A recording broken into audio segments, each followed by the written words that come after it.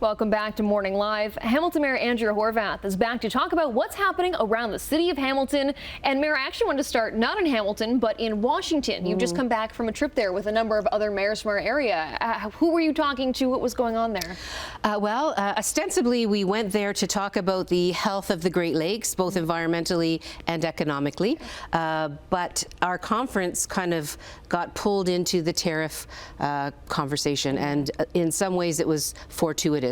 We were there initially for one reason, but we got the opportunity to talk to Congress people, maybe congressional leaders, senators, business people in the U.S. about the impact of the tariffs on our side of the border, but also on their side of the border. So that conversation, and by the way, everybody agreed. So it's a coalition of about I don't know, over 200 mayors, both sides of the border. And there was a very strong resolution put forward that indicated that this is going to be painful for Americans and Canadians. The point is, as mayors, we feel the impacts right up close and personal in our local communities here and in the U.S. And so it was a way to say, let's make sure we're solid on all these things. Let's talk about our impacts, and then let's make sure that those American mayors have what they need to continue the discussion with their local representatives in their congressional representatives, right?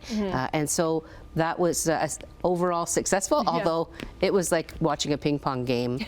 Every single minute of every time like the whole time I was there, every single minute. That's probably because, I mean, there was that pause on most of the tariffs while you were all in Washington, a pause on anything that's covered by the USMCA trade agreement is paused for another month now. Of course, we still have steel and aluminum tariffs coming on Wednesday, though. Well, and then agriculture, who knows what's happening there? I mean, it's a whole, it's very destabilizing, very stressful, and it's very, I think, problematic for not only economically, but just for people's well-being. If you're in any of those industries, if you own any companies in those industries or work in those industries, it's been a tough go the last couple of weeks, and unfortunately, it looks like it's going to continue to be that way. Yeah, I mean, who knows what will happen? As we keep saying, it's a ping pong ball back and forth, but supposedly Wednesday will be steel and aluminum tariffs. Is Hamilton prepared for that in 2 days? Well, it's not like the business community is not prepared. I mean, they know it's coming, and I don't think anybody at all would be suggesting that they've been waiting to see. Once it hit the news, people were starting to prepare. It's going to have lasting impacts in our city. The longer the tariffs last, the harder it's going to be to recover. It could mean significant job losses. Not only do we make primary steel, we are in the steel making business here, but we have so many companies that are doing secondary processing, like fabrication and advanced manufacturing, and it's a significant industry for us here in Hamilton, and it's gonna hurt. The tariffs are gonna hurt. Yeah, absolutely.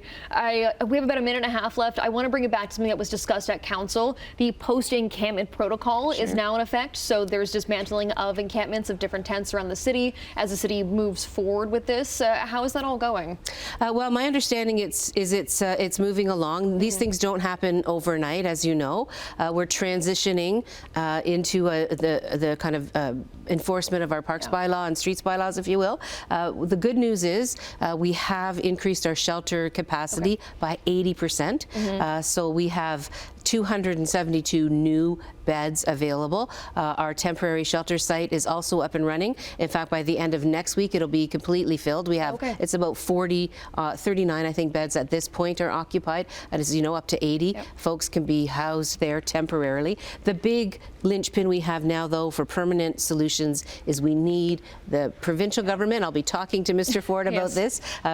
Premier, look at that, right? I was in the States too long. Too many things going on. Premier Ford, about exactly that. We need the permanent, affordable housing, supportive housing, transitional housing to get people permanently housed. And so then we won't have the kind of impacts that we're having in our community. Absolutely. Well, thank you so much for your time, Mayor, and for your insights. We really appreciate it. My pleasure. We'll have more Morning Live coming up for you just after this.